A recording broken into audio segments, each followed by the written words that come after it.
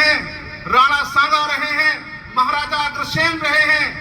ऐसे वीरों के विषय में अगर कोई अनर्गल बयान देगा तो हर भारतीय का खून खोलना चाहिए या नहीं खोलना चाहिए? एक बार तालियों से समर्थन देके बताएं हमें। एक बार जोरदार तालियां चाहता हूं आपका आदेश चाहता हूं इस कविता को पढ़ने से पहले। मुझे समय की सीमा। अविवेकपूर्ण बयान देने वाला जो सांसद था वो उसी विपक्ष के गठबंधन का था, रामजी लाल सुमन। चेतावनी देते हुए इस कविता में उद्दक्त करने का प्रयास किया है। कुल में जन्म लिया भारत के गौरव थे सांगा, छत्रे कुल में जन्म लिया भारत के गौरव थे सांगा। अखंड राष्ट्र के खातिर बलिदान हो गए थे सांगा, अखंड राष्ट्र के खातिर बलिदान हो गए थे सांगा।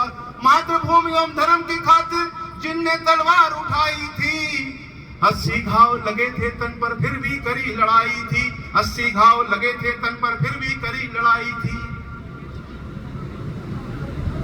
राणा सांगा के विषय में कहा जाता है उनका एक हाथ कट गया था, उनका एक पैर लगभग खत्म होने के बराबर था।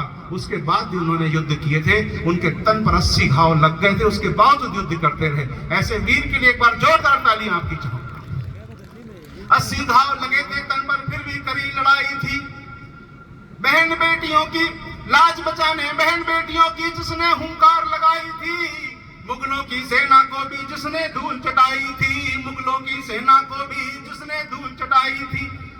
बैठ देश की संसद में अरे सुमन क्यों करता है इतनी नीच बयानी को? रामजी लाल सुमन, अरे सुमन क्यों करता है इतनी नीच बयानी को?